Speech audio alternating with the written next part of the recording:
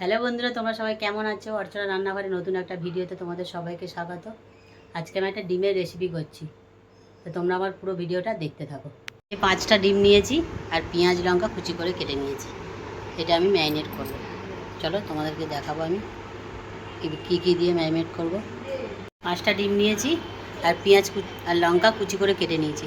এটা দিয়ে একসাথে ম্যারিনেট করব। ডিমগুলো আগে ভেঙে নেবো।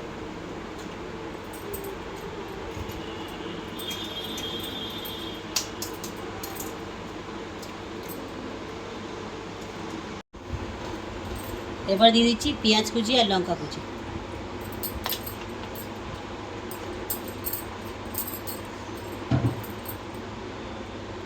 এবারে দিচ্ছি আন্দাজ মতন নুন, অল্প করে একটু সরষের তেল দিয়ে দেবো। মেখে নেব।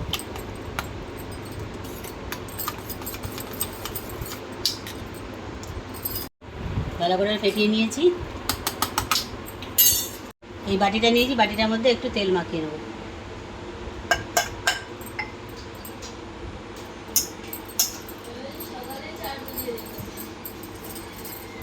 মধ্যে ঢেলে দিচ্ছি।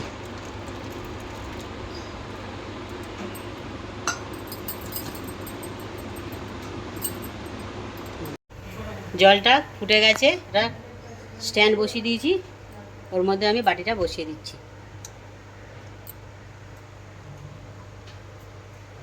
আর একটু নাড়িয়ে দেবো, পেঁয়াজগুলো সব উপরে উঠে গেছে।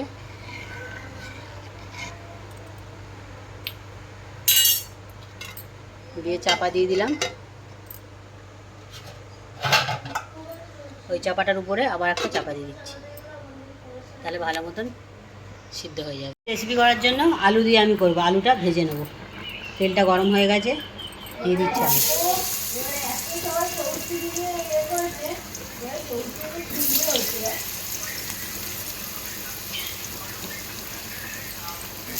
আলুগুলো লাল করে ভেজে নেব আমি। আলুটা লাল করে ভেজে নিয়েছি, এবার তুলে নেব।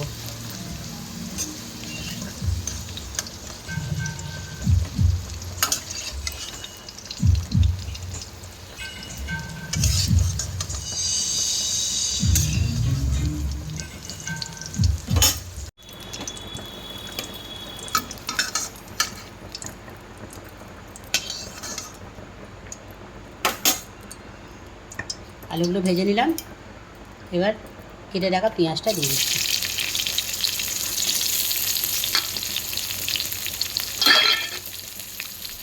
পেঁয়াজটা লাল লাল করে ভেজে নেব।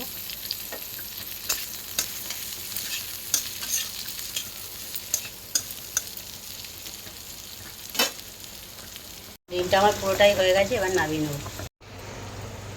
ছুরি দিয়ে আমি সাইড দিয়ে কেটে নেব, তাহলে ভালো মতন উঠে যাবে। এই যে নামিয়ে নিয়েছি ডিমটা।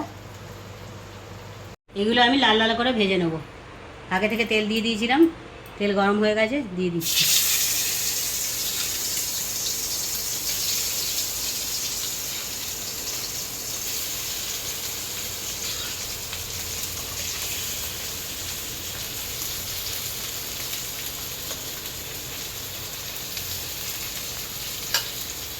পিসগুলো খুব সুন্দর করে কাটা হয়েছে।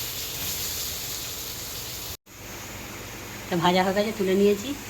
এদিকে আমি পেঁয়াজ ভাজার মধ্যে আদা রসুন আর হলুদ গুঁড়ো লঙ্কা গুঁড়ো দিয়ে দিয়েছি। দিয়ে এটা ভালো করে মশলাটা কষিয়ে নেব।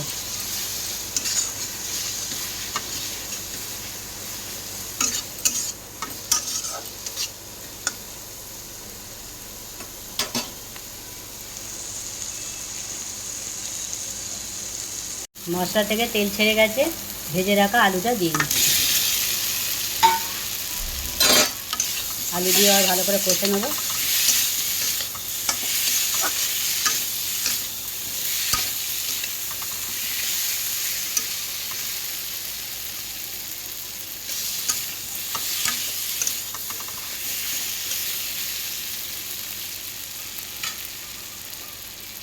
আলুটা ভালো করে কষিয়ে নিয়েছি, এবার দিয়ে দিচ্ছি জল।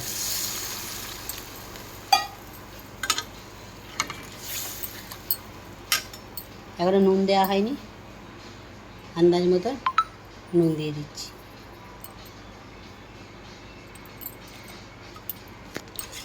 নুনটা দিয়ে একটু নাড়িয়ে দেবো।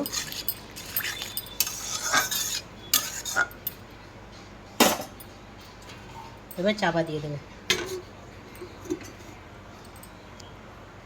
তরকারিটা আমার ফুটে গেছে, আলুটাও গলে গেছে। এবার ভেজে রাখা ডিমটা দিয়ে দেবো।